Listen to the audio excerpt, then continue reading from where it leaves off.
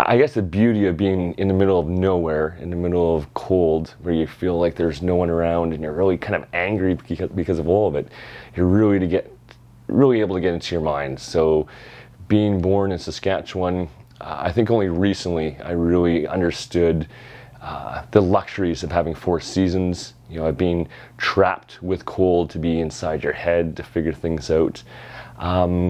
But as a kid, it was always a sense that she wanted to get out of this cold, flat, barren place.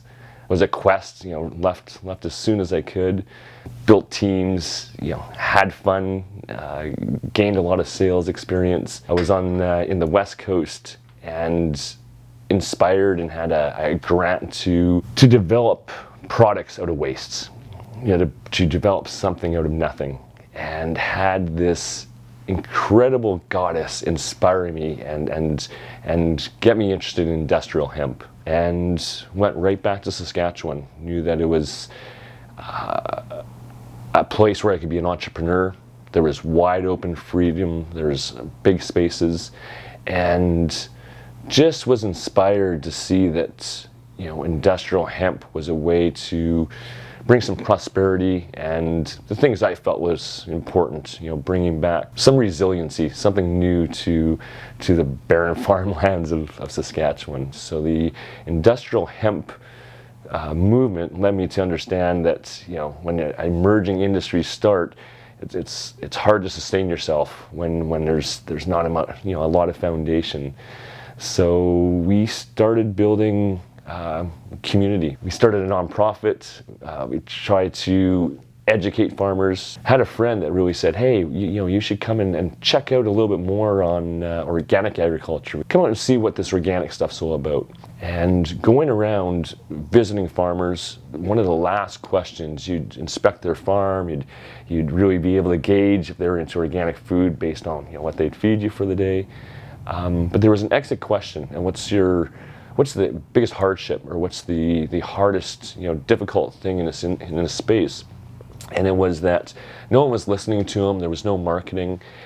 So we put it on ourselves to do what we thought would be the best system to empower these farmers and bring organic food to people's plates.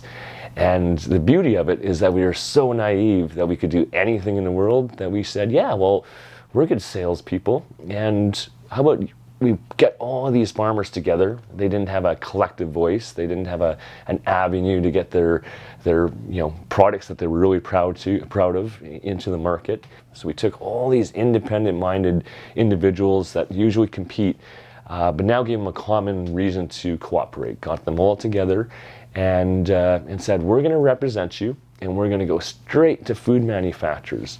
And it doesn't seem too radical in the early 2000s with that vision, cooperative of farmers, totally transparent and going to the end consumer.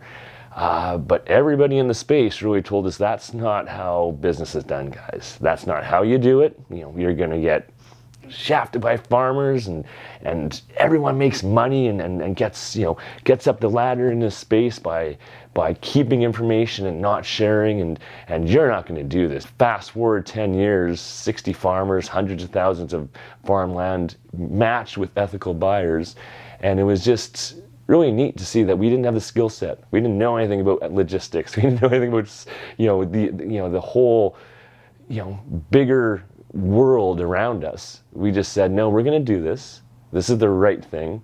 We're going to work really hard, and we did it. That's what's kind of led to now.